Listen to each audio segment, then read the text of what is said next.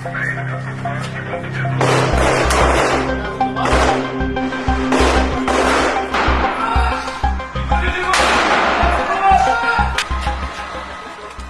Hamas cease fire deal के बीच एक बेहद ही चौंकाने वाली खबर सामने आई है, जिससे लेबनान और इजरायल के बीच हुए संघर्ष विराम अब जंग में बदलने के आसार नजर आ रहे हैं।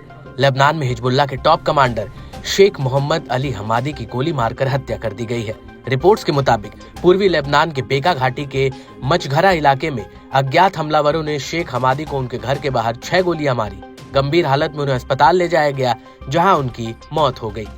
टाइम्स ऑफ इजरायल के मुताबिक हिजबुल्लाह के स्थानीय कमांडर हमादी को पश्चिमी बेका जिले के मचघरा में उनके घर के पास गोली मारी गई। शेख हमादी की हत्या के बाद लेबनानी सेना इलाके की घेराबंदी कर दी है। हमलावरों की तलाश में तलाशी अभियान चलाया जा रहा है।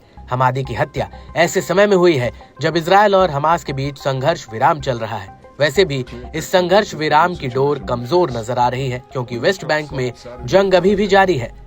इसलिए ये कहना बेहद मुश्किल होगा कि इजरायल और गाजा के बीच का संघर्ष विराम कब तक चलेगा। आपको ये भी बता दें कि इजरायल और लेबनान में जो संघर्ष विराम हुआ है, उस समझौते के तहत इजरायल को 26 जनवरी तक दक्षिणी लेबनान से अपने सैनिकों को वापस बुलाना है। इस बीच हिजबुल्लाह को इजरायल की सीमा से लिटानी नदी के उत्तर से पीछे हटना होगा।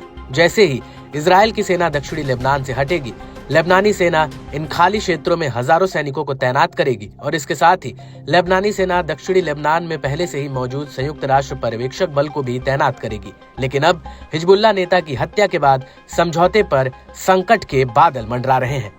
इसके साथ ही शेख मोहम्मद अली हमादी FBI के मोस्ट वांटेड की लिस्ट में शामिल थे। उन पर 1985 में एथेंस में रोम जा रहे TWA विमान को हाईजैक करने का आरोप लगा था। इस विमान में 153 यात्री सवार थे, जिनमें एक अमेरिका का नागरिक भी था। स्थानीय रिपोर्ट्स में दावा किया जा रहा है कि हमादी की हत्या सालों से चले आ रहे उनके पारिवारिक झगड़े के कारण हुई है। वहीं लेबनानी अधिकारियों की माने तो उन्हें संदेह है कि शेख मोहम्मद अली की हत्या के पीछे इजरायल का हाथ हो सकता है। हालांकि पूरा सच क्या है, ये तो जांच के बाद ही सामने आएगा।